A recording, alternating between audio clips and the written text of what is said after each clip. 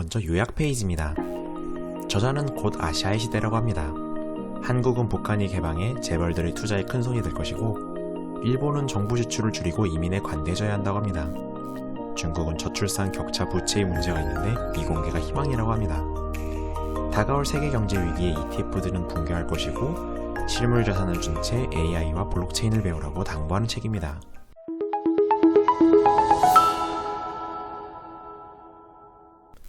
책 세계에서 가장 자극적인 나라. 2019년 1월 일본과 한국에서 인터뷰를 하는 것을 엮은 책입니다. 저자는 세계 3대 투자가이자 역사학자인 짐 로저스로 다가올 세기는 아시아의 시대로 예측하고 싱가포르로 가족 모두를 이사시킵니다. 먼저 한국을 듭니다. 한국의 강점은 북한의 개방인데 2012년 김정은 이후 자본주의를 도입한 북한이 연 5%씩 성장하고 있습니다. 개성공단을 비롯한 15개 자유무역지구가 남북미 협상 타결만을 기다리며 준비 중입니다. 독일은 통일 비용을 군비 감축만으로 충당했지만 한국은 오히려 주변국에서 경쟁적으로 투자를 하려고 합니다. 한국의 재벌들이 큰 손으로서 키플레이어가 될 것이라고 합니다. 저자는 북한 개방으로 한국의 문제들도 다 해결될 것을 당연시 여깁니다. 다문화 결혼의 개방적인 한국 남성들은 출산에 거리낌 없는 북한 여성들과 이어질 것이라고 합니다.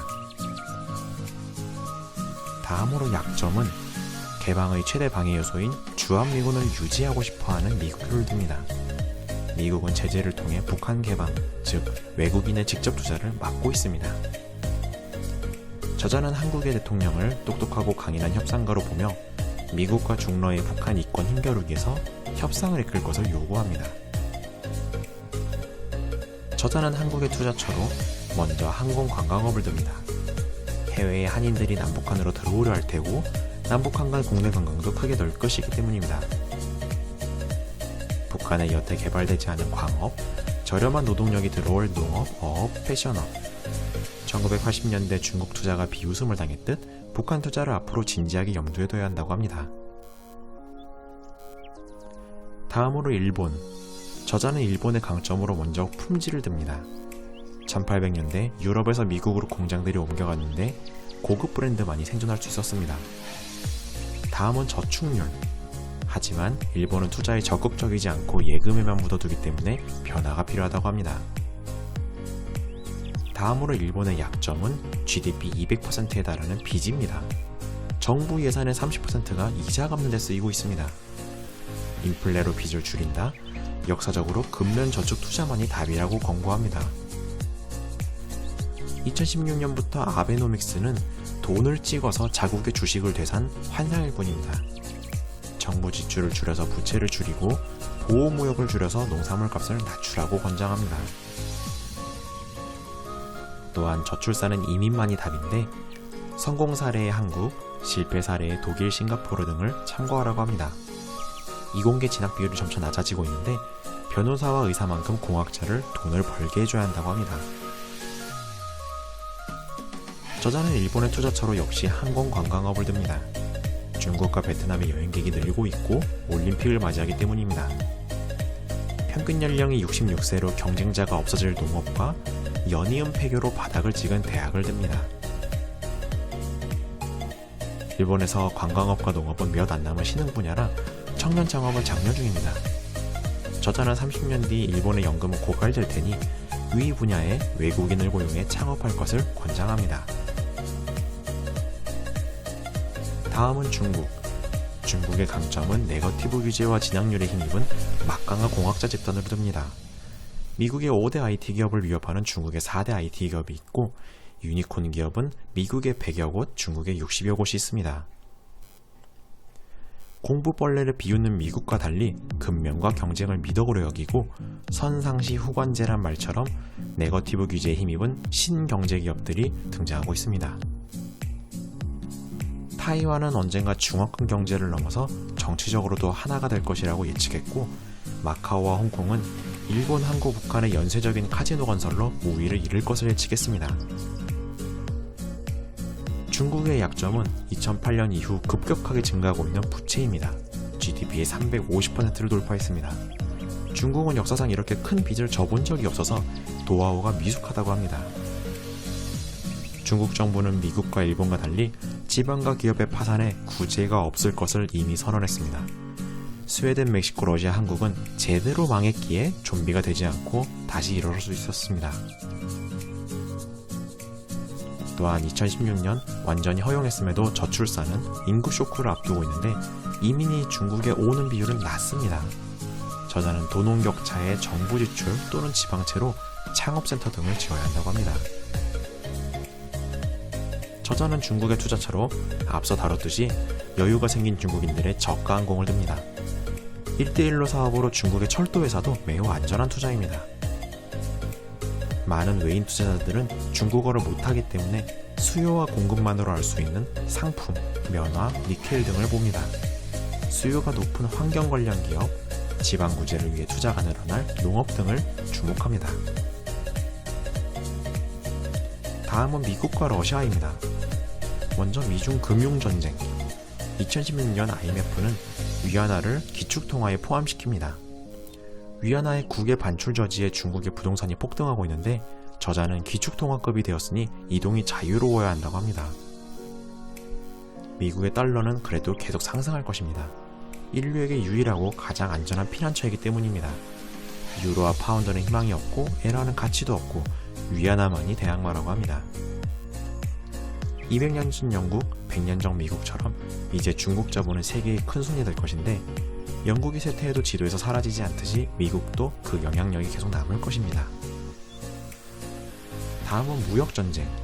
미국의 주식 중에 이제 일부 IT 기업만 올라갑니다. 1929년도 때 미국은 관세법을 만들면서 대공황을 맞이합니다. 중국은 콩 관세를 통해 미국 농가의 타격을 입었고 러시아와 멕시코, 브라질 등이 호재를 가집니다. 미국의 철강 관세는 업종 3만 명을 지키기 위해 미국 3억 명을 희생시킨 격이 되었습니다. 그리고 저자는 러시아가 저평가되어 있다고 합니다. 미국의 국제제재로부터 자급자족하기 위해 농업이 지금 성장 중입니다. 항공사와 증권시장도 미성숙해서 성장 가능성이 크고 극동지역에 대한 투자도 늘고 있습니다. 러시아는 사우디와 함께 석유의 메인 나라로 이처럼 특정 상품의 메인 나라들로는 파키스탄의 면화, 잠비아의 은, 페루의 동 등이 있다고 합니다. 러시아를 싫어하는 서방의 프로파간다에 속지 말 것을 당부합니다. 예컨대 저자는 우크라이나 내전에 미국 탓이 크다고 합니다. 또한 마치 문제의 원인을 대개 주한미군에 있음에도 한국이 북한 탓을 하는 행위라고 또 읽습니다. 저자의 투자 철학입니다. 조언을 듣지 말고 남에게도 해주지 말라고 합니다. 대개 손해를 본다고 합니다. 예컨대 저자가 특정 종목을 판다고 했는데 특정 종목까지만 듣고 저자를 욕하기도 했다고 합니다. 인터넷으로 전세계 뉴스를 볼 수 있게 된 시점에서 신문 구독을 줄이고 있는데 영국의 파이낸셜 타임즈, 싱가포르 스트레이트 타임즈, 더 비즈니스 타임즈 정도를 보고 있다고 합니다. 학력은 성공과 무관하고 자신이 하고 싶은 일을 선택할 수 있다는 권리가 강력하다고 합니다. 바르게 투자하면 돈을 벌고 늘 변화의 소용돌이에 있는 것을 즐기라고 합니다. 다음으로는 인생 철학. 투자에 주목할 점을 자꾸 묻는데 그런 건 존재하지 않는다고 합니다. 경영과 재정상태, 채무, 경영방침, 경쟁사, 재무표, 정부정책 등 보아야 할 것은 정말 많습니다. 투자할 땐 직접 눈으로 보라고 합니다. 월가에서 자신이 일할 땐 하루에 15개 회사도 방문했다고 합니다. 대부분의 투자자들이 돈을 잃는데 손해의 이유가 번복입니다. 인내는 최고의 미덕입니다. 또한 아무도 보지 않는 걸 사라고 합니다. 예컨대 오스트리아 은행 점원도 모르는 오스트리아 증권거래소 계장에 투자합니다. 북한은 이미 보는 눈이 많아졌고 저평가받는 러시아에 관심을 가지고 있다고 합니다. 성공 직후에 전 재산을 잃어보면서 시장이 개인보다 똑똑하다는 걸 깨닫습니다. 자기 전문 분야에서 성공할 것 같은 사람, 비즈니스, 기회 등의 주식을 사라고 합니다. 다가오는 위기의 생존 전략. 동화의 혼란과 인플레 속에서 실물 자산을 쥐고 있으라고 합니다. 금, 은, 채권 등. 주식 중에서는 중국, 일본, 러시아가 최고점의 60%로 저평가되어 있다고 합니다. 또한 젊은 시절에 언어 하나라도 배우라고 합니다. 얻을 수 있는 정보의 양과 내용이 달라진다고 합니다. 한국인이라면 영어, 중국어, 스페인어 순으로 배우고 일본인이라면 한국어를 배우라고 합니다. 저자가 청년이라면 이주해보고픈 나라로 한국, 중국, 베트남, 콜롬비아 등을 듭니다. 콜롬비아의 경우에는 위험한 사람들이 대부분 세상을 떴고 마약도 합법화되었다고 합니다. 다음으로 화폐 없는 사회. 핀테크 기술. 세계의 운용자산들이 경제 불안 속에 헤지펀드보다 ETF에 몰리고 있습니다. 반대로 말하면 다가올 경제 위기에는 ETF 소속 주식들이 돈이 쑥 빠지게 되어 있습니다. AI도 보지 못한 ETF의 바구니에 담겨있지 않은 종목을 건지는 사람이 큰 이익을 볼 것입니다. AI 시대에는 AI가 다룰 수 없는 일을 다루는 퀀트가 기회입니다. 다음으로 블록체인 기술. 앞으로 은행, 우체국, 의사, 화폐가 사라질 것이라고 합니다. 이런 서비스들은 노인들만 쓸 것이라고 합니다.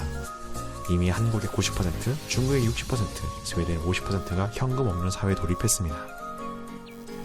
하지만 가상화폐는 거품이라고 생각한답니다.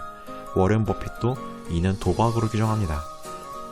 가상화폐보다는 블록체인의 관련주를 살 것, 금융 다음으로 전 분야로 블록체인은 퍼져나갈 것이라고 합니다. 아프리카가 은행 건설 단계를 뛰어넘어 블록체인 사회가 될 것입니다. 다음은 한국과 중국입니다. IBM이 컴퓨터를 발명하진 않았듯 핀테크 기업의 최종 승자는 아직 알 수 없다고 합니다. 이상 책유학을 마치겠습니다. 감사합니다.